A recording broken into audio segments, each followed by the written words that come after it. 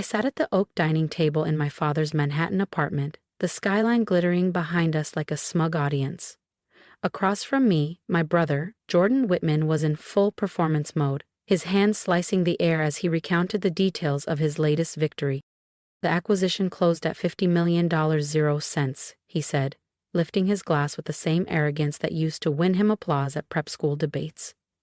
Whitman Solutions is now the fastest-growing logistics software firm in the Northeast. I'm Nadia Rivera, 33 years old, and according to my family, I'm the artsy one, the hobbyist, the failure they can't quite figure out. Jordan turned to me, his grin practically rehearsed. "And what about you, Nadia?" he asked, tilting his head. "Still playing with that, what do you call it, NetFrame?" "NetForge," I said calmly, taking a sip from my glass of water. I never drank during family dinners. Too many slip-ups happen when you're not sharp. Jordan snorted. "Right. Still making websites for Etsy shops and bloggers, huh? That's adorable." Our stepmother chimed in, ever the mediator. "Everyone has their own pace, dear. Jordan just happened to find his early.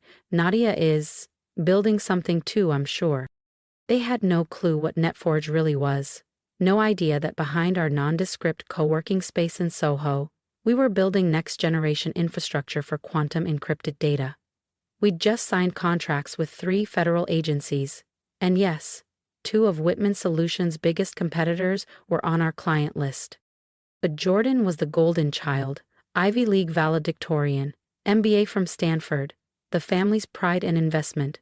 My father co-signed his first funding round without blinking. He never even asked what I was working on.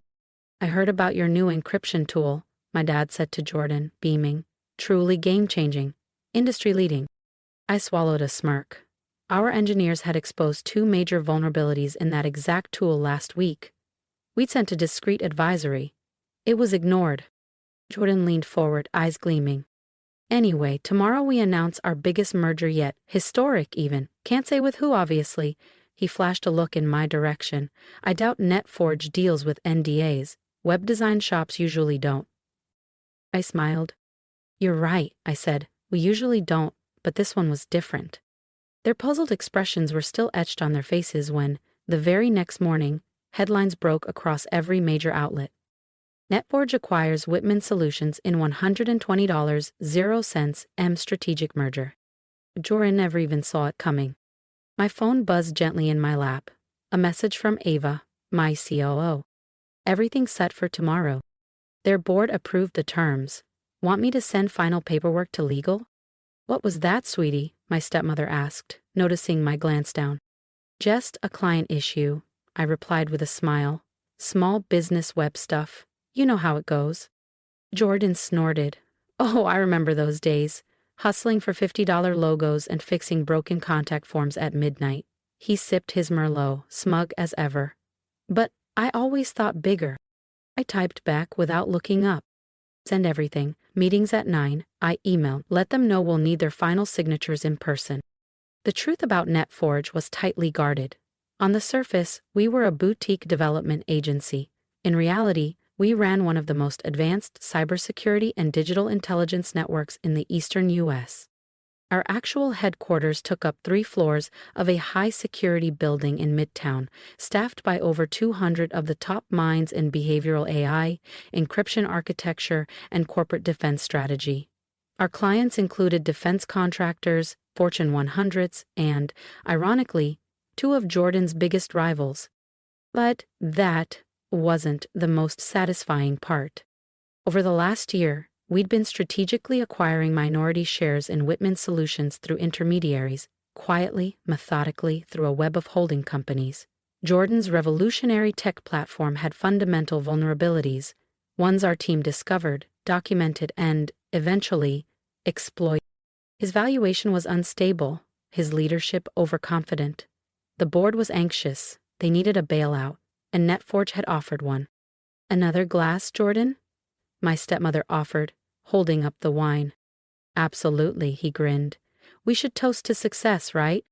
Then, with mock generosity, "Nadia, if you ever want help scaling up, I'm happy to mentor you.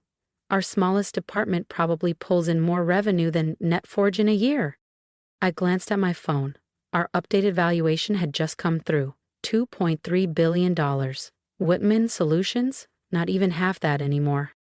That's kind of you, I said, keeping my voice even. Actually, I've got some meetings tomorrow about an expansion. Jordan raised an eyebrow, all smirk and disbelief. Oh, finally getting a proper office? Maybe hiring an assistant? Our father chuckled under his breath. Be nice, son. Not everyone gets lucky in business. I thought about the stack of merger documents waiting on my actual desk, including the new executive structure, where Jordan Whitman would report directly to me. I stood up, setting my napkin neatly on the table. You're right, I said. I should probably head out. Big day tomorrow. They had no idea just how big. If you want to see what happens when the golden boy discovers his new boss is the sister he mocked, make sure to subscribe because the next chapter is one you won't want to miss. Big day tomorrow, Jordan said, raising his wine glass in a mock toast. 2 small victories and modest ambitions. I simply smiled and excused myself. Driving home through the quiet Manhattan streets, I couldn't help but think back to another family dinner. 5 years ago, Jordan had just launched Whitman Solutions. That night, he held court just like tonight, painting visions of his tech empire while our parents listened, enraptured. I had tried cautiously to talk about my own venture, a new framework for securing digital infrastructures designed to preempt threats before they even surfaced. Jordan hadn't even let me finish. Oh, Nadia, he'd said with a condescending pat on my hand, security is complicated stuff. Maybe focus on something a little more in your lane, like websites or app design, creative things. Know your strengths. So I did exactly that, on the surface. I launched a creative development firm called NetForge, rented a modest space, hired a few public-facing staff. Meanwhile, in the shadows, I assembled a world-class cybersecurity team and quietly built one of the most advanced intelligence tech firms in the industry. As I pulled into the garage beneath the real NetForge tower, my phone buzzed. A message from Ava, my COO. Board gave final sign-off. Also, you'll love this. Whitman's internal merger plan lists you as reporting to Jordan. I laughed out loud, the sound echoing off the concrete. They still had no clue who was actually acquiring them. The next morning I stood in my real office, 40 floors above the city. From here, I could even see the tiny office space my family knew as my company. The metaphor wasn't lost on me. James, our legal advisor, appeared at the door. They're here. Sterling's entire executive team just arrived. Jordan? Front and center, you should have seen his face when he saw our name on the conference room door. I adjusted the collar of my designer suit, far removed from the soft cardigans I wore to family dinners. I picked up my tablet, a silent reminder of everything we had built. Quietly, relentlessly, without validation. I stepped into the conference room. Jordan stood by the window, arms folded, surveying the skyline. He turned at the sound of the door and froze. Nadia, what are you doing here? His brow furrowed. This is a confidential meeting. I walked calmly to the head of the table and set my tablet down. I know, I said. I called this meeting. He laughed, the sound forced and hollow. Don't be ridiculous. I met his gaze without flinching. You'll find nothing about today is ridiculous, Jordan. And by the end of this meeting, you'll understand exactly who owns Whitman Solutions now. I'm here to meet with the CEO of Atlas Dynamics, I said evenly. Murmurs rippled through the room. Atlas Dynamics was one of NetForge's many shell entities, an acquisition arm we had used to broker the merger. On paper, it looked like an independent consulting firm. In reality, it was a fully owned subsidiary of NetForge. I nodded at James. Start the presentation. He tapped the screen behind me. The NetForge logo bloomed into view. My company, I said. The room fell into a hush. Jordan's confident smirk evaporated. His eyes darted from the logo to the org chart appearing on screen. Confusion, then disbelief, then a pale flush of realization. That's not possible, he stammered. NetForge is just, you build websites for bakeries and yoga studios. That's our public face, I said calmly, but you might have looked a little deeper. Like who's been buying up your company's shares this past year? Or who submitted the vulnerability assessment you shrugged off last month? You know, the one from that tiny firm? His hand clenched around the edge of the table. A breath caught in his throat. Behind him, one of his executives dropped a folder. Papers scattered across the floor. James advanced the slide. NetForge is the parent of 7 technology companies, including Atlas Dynamics, I continued. We specialize in AI-enhanced cybersecurity and infrastructure protection. Current valuation, $2,300,000,000, 0 cents. Gasps spread across the table. Several sterling no Whitman Solutions board members shuffled through documents, connecting the dots they should have seen months ago. Jordan stared at the screen like it might change if he blinked hard enough. And as of 9 a.m. today, I added, we own 51% of Whitman Solutions stock. I paused, just long enough for the weight to land. This meeting isn't to negotiate a merger, it's to finalize one. You can't do this, Jordan said softly, his voice tight. You tricked us. No, your board voted, willingly, especially after we demonstrated just how unstable your revolutionary platform really is. His face flushed deep crimson. You sent those warnings? We tried to help, privately. He looked down, silent. I turned to the rest of the room. Whitman Solutions will become a division of NetForge. We'll correct the security failures, salvage the viable assets, and restructure leadership. Restructure? Jordan's voice cracked. I'm the CEO. Not anymore. I slid a folder toward him. Your resignation letter is pre-drafted, and, don't worry, it includes a very generous exit package. The next hour passed in a blur of pens scratching on paper, legal terms being confirmed, and stunned silence. When the final signature was placed, and the board began quietly filing out of the room, Jordan stayed seated. Still. Numb. Finally, he looked up at me, his voice a whisper. Why did you ever say anything? I met his eyes, calm, certain, because I didn't need to prove anything until now. Why? Jordan asked finally, his voice raw. Why go to all this trouble? Why pretend to be small? I leaned against the edge of the conference table, crossing my arms. Do you remember that dinner 5 years ago, I said, the one where you told me to know my limitations? You, Mom, Dad, you all decided what I was capable of without ever asking what I was actually doing. So this was revenge? His tone was more defensive now, the weight of the morning starting to sink in. No, I corrected him. This is business. Whitman Solutions, despite its problems, is a strong acquisition for us. We'll stabilize it, integrate its tools, fix the flaws. I allowed a small smile. The fact that it's deeply satisfying, that's just a bonus. My phone buzzed. A message from our mother. Jordan just called in tears. What's going on? What have you done? I held up the screen so Jordan could see.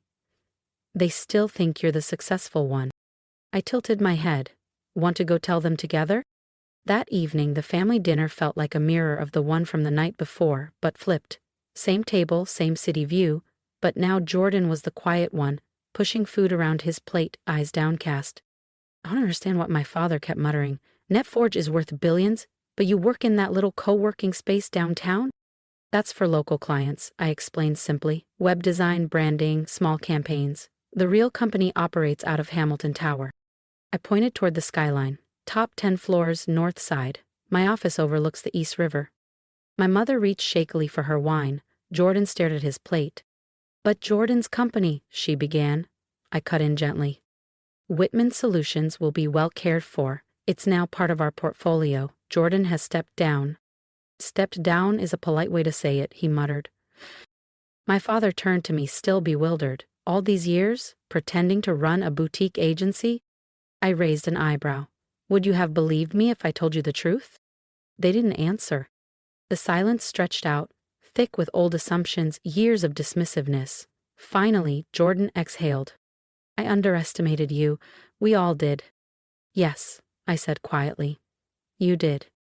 In the months that followed, Whitman Solutions was absorbed into NetForge's operations. The vulnerabilities we'd once warned about were patched. The tech was streamlined. The company, reborn.